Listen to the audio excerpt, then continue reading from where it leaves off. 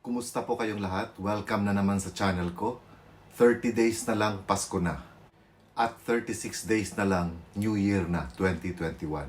So ipagdasal natin na sana magandang taon ang 2021 kumpara sa 2020 na kung saan ay napakaraming hindi magagandang pangyayari ang nangyari sa buong mundo.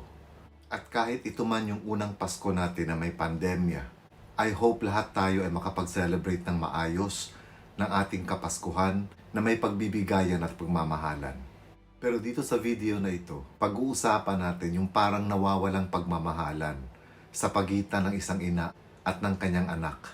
Ito ay yung tungkol sa issue ni Lola Tess, yung lola ni Jake Cyrus o ni Charis Pempenco at ng kanyang ina na si Raquel.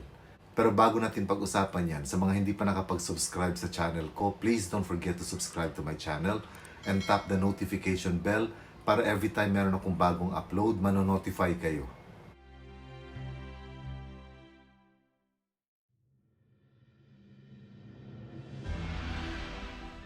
Naging maingay kasi ngayon yung post ni Raquel sa kanyang Facebook na kung saan ay sinasabi niya na hindi niya tunay na ina si Lola Tess at hindi siya tunay na lola ni Charis at ng kapatid niya. At dahil dito, marami ang nalito at nagtaka dito sa post ni Raquel.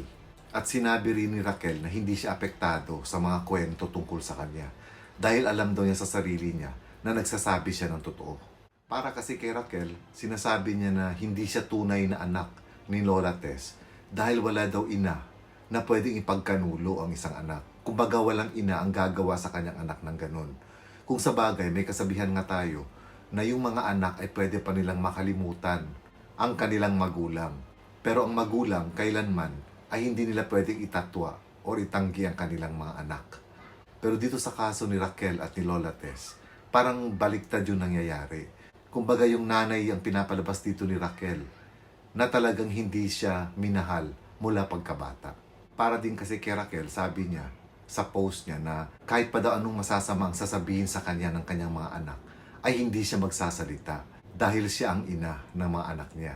Kahit pangaraw na tawagin siyang evil queen ni Jake Cyrus ay hindi siya magsasalita. Dahil siguro para talaga kay Raquel bilang isang ina ay hindi niya kayang pagsalitaan ng masama ang mga anak niya. Sa FB post kasi ni Raquel, makikita talaga natin doon yung sama ng loob niya kay Lola Tess. Sabi kasi ni Raquel na mula nang sumikat si Charis hanggang ngayon ay wala nang ginagawa itong si Lola Tess kundi guluhin ang buhay nilang mag-iina. Yun yung binitawang salita ni Raquel. At ikinwento rin ito ni Raquel sa isang interview niya kanina sa pep.ph. At dun nga sa interview niya na yun, sinabi rin niya sa pep.ph kung merong bang ina na kayang gawin yung ganun sa kanyang anak na ipagkanulo.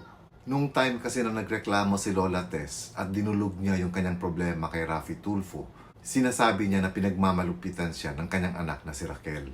At dahil dito, naglabas ng video si Raquel. Sinasabi niya doon na itong video na ito ay kinunan 2 weeks ago na kung saan ay silang magpapamilya ay nagkakaroon ng kasayahan sa bahay.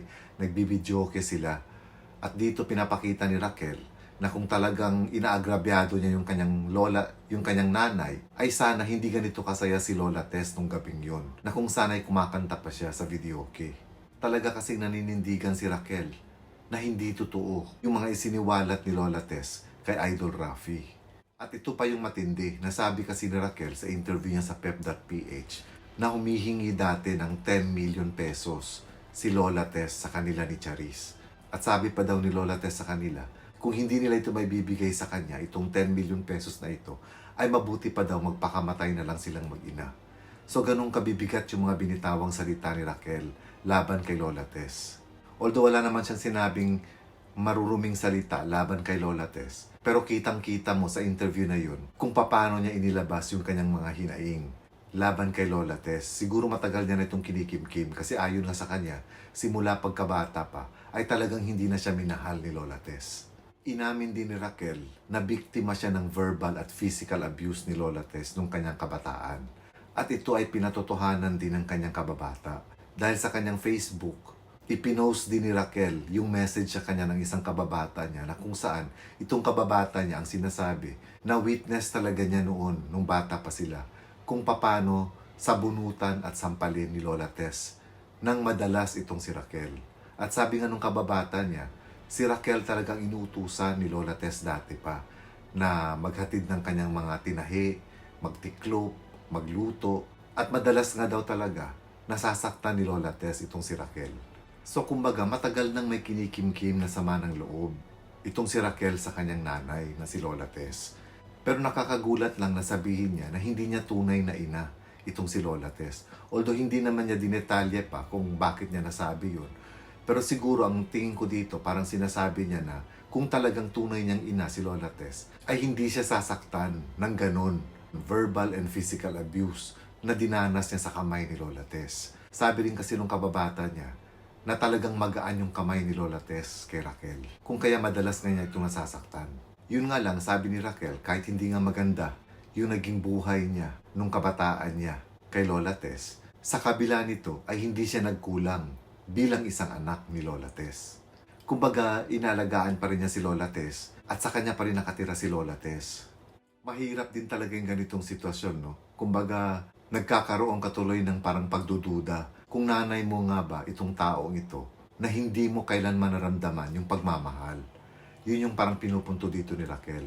Kasi nung tinanong siya ng pep.ph kung may pagmamahal pa ba siya kay Lola Tess, ang naging sagot kasi ni Raquel, may obligasyon siya kay Lola Tess bilang nanay niya at may respeto. Pero hindi niya sinabi na may pagmamahal pa siyang natitira para kay Lola Tess. Kumbaga, obligasyon at respeto ang natitira kay Raquel ngayon. Yun yung nararamdaman niya para kay Lola Tess. Kasi nga sinabi niya rin sa interview niya sa pep.ph na wala silang magandang moments mag-ina. Kumbaga yung naaalala lang talaga ni Raquel ay yung pananakit, yung verbal at physical abuse na binibigay sa kanya ni Lola Tess, lalo nung kabataan niya. Pero dahil obligasyon niya na buhayin pa rin si Lola Tess at may respeto pang natitira sa kanya, sinasabi rin naman ni Raquel na mapapatawad pa rin niya si Lola Tess dahil tao lang siya. Pero sinabi rin niya na hindi pagpapatawad o hindi tawad ang hinihingi niya kay Lola Tess. Ang hinihingi niya raw kay Lola Tess ay magbago na ito. Dahil matanda na nga daw si Lola Tess. Kumbaga hindi pa huli ang lahat na magbago si Lola Tess at ipakita kay Raquel at sa mga kapatid niya na isa siyang mabuting ina. Malalim rin talaga itong pinaghuhugutan ni Raquel. Kasi nga kung simula pagkabata ay talagang hindi niya naramdaman yung pagiging ina sa kanya ni Lola Tess. Hanggang ngayon na kung saan ay nagkaanak na nga siya, medyo mahaba-habang panahon pala talaga na kinimkim niya yung mga sama ng loob niya kay Lola Tess. Sabihin man natin na pagpasensyahan na lang si Lola Tess dahil matanda na nga, 72 years old na. Pero siguro mas tama pa rin kung magbago siya at ipadama niya sa mga anak niya yung pagiging ina niya habang buhay pa siya. Kasi nga ayon nga kay Raquel, 4 na beses nang naglayas itong si Lola Tess.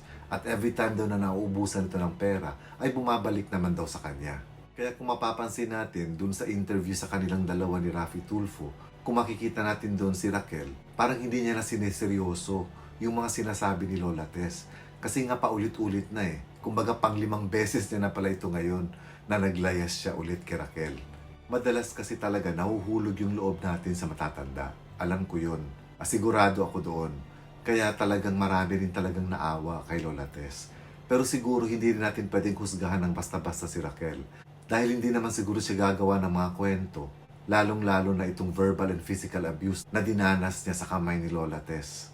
Iba kasi yung medyo stricto ka sa mga anak mo dahil gusto mong umayos ang mga buhay nila. Iba yun sa pagiging stricto ka sa mga anak mo, hindi para sa kinabukasan nila, kundi sa pangsariling interes mo. Yun yung kaibahan doon. Kasi kung iisipin natin, hindi rin naging magandang relasyon ni Charis or ni Jake Cyrus sa kanyang ina na si Raquel. Pero kasi dito, kung titingnan natin, yung ginagawa ni Raquel kay Charis siguro dati, ay para maabot nilang pareho yung pangarap nila na sumikat nga si Charis at makilala siya bilang singer. So kumbaga kung naging stricto man siya kay Charis or Jake Cyrus dati, ay ito ay parang i-push si Jake Cyrus sa kanyang kakayahan bilang isang singer. Pero yung nangyari kay Lola Tess at sa kanya, ay ibang usapan naman yun. Kumbaga may kasamang pananakit na yun at verbal abuse pa. At ginagawa ito kay Raquel, hindi para maabot ni Raquel yung pangarap niya. Kundi yung mga panahon na yun, ginagawa ito sa kanya para sumunod sa utos ni Lola Tess. So magkaiba yung nangyari kay Charis at sa nanay niya at itong kay Raquel at kay Lola Tess. Ito yung pananaw ko. Nakakagulat din kasi nung mapanood ko sa Raffy Tulfo, nung magkaharap nga itong si Raquel at si Lola Tess. Harap-harapan kasing sinabi ni Lola Tess kay Raquel na isa siyang reyna ng kasinungalingan, isa siyang evil queen, sabi ni Charis. Kumbaga anak mo yun eh. Kaya hindi ko maisip na may ina na kayang sabihin yun sa sarili niyang anak. Kaya siguro naisip rin ni Raquel na hindi siya tunay na anak ni Lola Tess. Dahil kung tunay siyang anak ni Lola Tess, kumbaga bakit simula nung bata pa siya hanggang ngayon ay hindi nawala yung verbal abuse na binibigay sa kanya ni Lola Tess. Parang nagkaroon din kasi ako ng duda dun sa sinabi ni Lola Tess na pinapahirapan siya ni Raquel nung dun siya nakatira kay Raquel. Kasi nga dun sa video makikita natin masaya siyang kumakanta at nagvi-video okay. Although hindi naman minura ni Raquel yung kanyang inang si Lola Tess sa kanyang mga Facebook posts. Pero mababasa talaga natin doon yung mga hinanakit niya bilang isang anak. Umabot na sa punto yata talaga na nagdududa na siya kung anak nga ba talaga siya ni Lola Tess. At kung bakit pinagmamalupitan siya ng todo ni Lola Tess mula nung kabataan pa niya. Nakakalungkot yung mga ganitong kwento, no? Yung tungkol sa magulang at anak na nagbabangayan o hindi magkasundo. Well, it's never too late pa rin. Habang may buhay, may pag-asa, di ba sabi nila. So pwede pa nilang ayusin kung ano man tong gulo na meron sa kanila. At sana wag na itong lumaki pa. At para kay Lola Tess, hindi ko rin masabi kung siya ba ay biktima or playing victim lang din siya.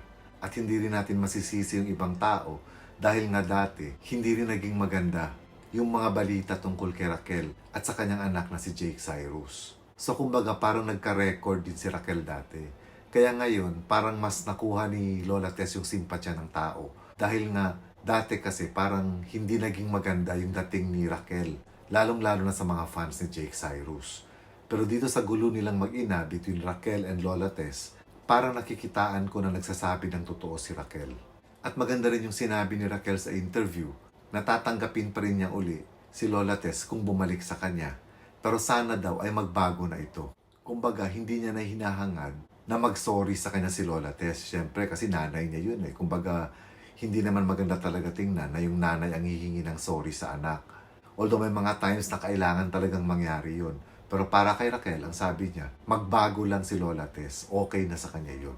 So kahit papano, maganda pa rin yung puso ni Raquel dito. Kumbaga, nandun pa rin talaga yung mataas na respeto niya sa kanyang nanay na si Lola Tess. At isa pa, family problem kasi ito eh. Hindi sana ito mapapag-usapan sa social media kung hindi naglabas ng video si Lola Tess at kung hindi siya lumabas sa palabas ni Raffy Tulfo. Kumbaga mas lalo tuloy na iskandalo yung pamilya nila. Kaya rin siguro medyo sumama yung loob ni Raquel kasi nga umabot pa sa ganun na kung tutuusin pwede naman sana nilang ayusin yun personally. At parang hindi rin naging maganda yung unang labas ni Lola Tess sa palabas ni Idol Raffy dahil yung bungad niya doon ay humihingi agad siya ng pera at tulong. Kumbaga parang pinapalabas niya na talagang ginugutom na talaga siya ng kanyang mga anak. Which is not true para sa akin. Dahil nga nakita nga natin doon sa video yung pinalabas ko kanina. Na mukhang maganda naman yung relasyon nila ni Raquel bago nangyari itong paglayas niya. Well anyway, kung sino man ang tama or kung sino man ang mali sa kanilang dalawa, ang tanging hangad na lang talaga natin ay magkasundo silang mag-ina. Lalo't malapit na nga ang Pasko. Mahirap din kasi talaga na magkaroon kayo ng samaan ng loob, lalo na kung mag-ina kayo, di ba? Tas magpapasko pa. Mas maganda rin kasi, nasa sarili siyang pamilya nakatira, kaysa sa ibang tao. Lalo pat siya yung nanay, di ba? Hindi rin talaga maganda na mapanood ng publiko na yung isang ina ay parang pinapalabas niya kung gaano kasama yung kanyang anak. At ang masama pa nito, paano kung hindi totoo yung mga ikinuwento niya tungkol sa kanyang anak, di ba? Kasi hindi lahat ng problema, lalo na kung personal or family problem, hindi talaga maganda na ipalabas ito sa social media.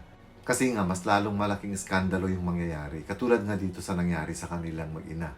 At ito rin siguro ang isa sa kinasama ng loob ni Raquel. Siguro kung hindi lang nila kadugo si Jake Cyrus or si Charis Pempenko, baka hindi magiging big news itong nangyari sa kanila.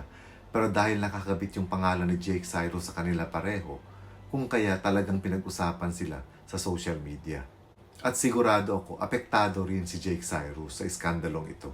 So kung titingnan natin, parang hindi rin maganda na ipahiya mo yung anak mo at apo mo sa harap ng publiko. So yun lang mga kaibigan, let's hope for the best. Sana bago magpasko ay magkabati na silang mag-ina. And thank you for watching everyone. Ingat kayo lagi, keep safe, and God bless.